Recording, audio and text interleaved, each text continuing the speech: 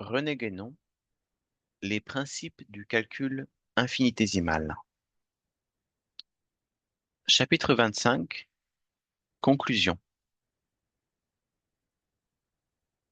Il n'est pas besoin d'insister sur l'importance que les considérations que nous avons exposées au cours de cette étude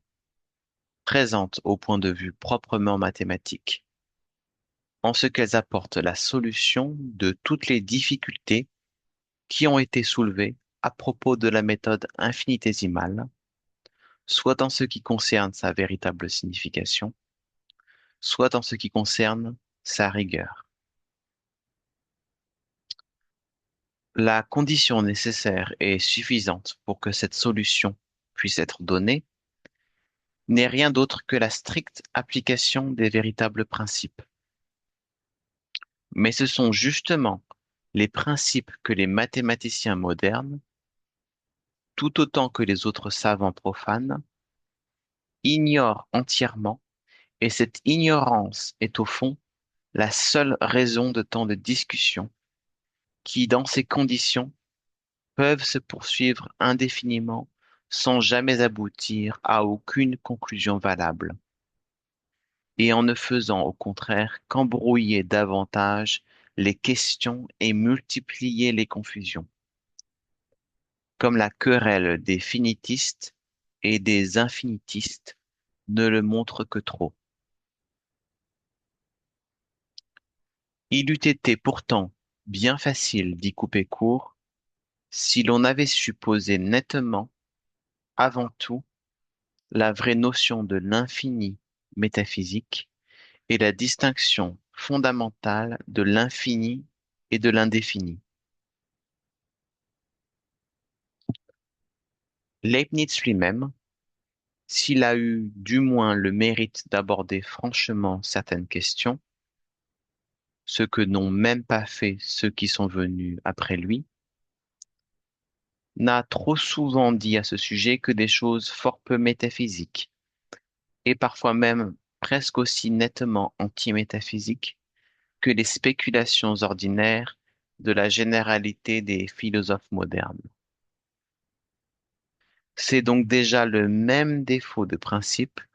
qui l'a empêché de répondre à ses contradicteurs d'une façon satisfaisante et en quelque sorte définitive, et qui a par là ouvert la porte à toutes les discussions ultérieures. Sans doute, on peut dire avec Carnot que si Leibniz s'est trompé, ce serait uniquement en formant des doutes sur l'exactitude de sa propre analyse, si tant est qu'il eût réellement ces doutes. Mais même s'il ne les avait pas au fond, il ne pouvait en tout cas démontrer rigoureusement cette exactitude, parce que sa conception de la continuité, qui n'est assurément ni métaphysique ni même logique, l'empêchait de faire les distinctions nécessaires à cet égard, et par suite de formuler la notion précise de la limite, qui est, comme nous l'avons montré, d'une importance capitale pour le fondement de la méthode infinitésimale. On voit donc par tout cela de quel intérêt la considération des principes peut être, même pour une science spéciale envisagée en elle-même, et sans qu'on se propose d'aller, en s'appuyant sur cette science, plus loin que le domaine relatif et contingent auquel elle s'applique d'une façon immédiate. C'est là, bien entendu, ce que méconnaissent totalement les modernes, qui se vantent volontiers d'avoir, par leur conception profane de la science, rendu celle-ci indépendante de la métaphysique, voire même de la théologie, alors que la vérité est qu'ils n'ont fait par là que la priver de toute valeur réelle en tant que connaissance.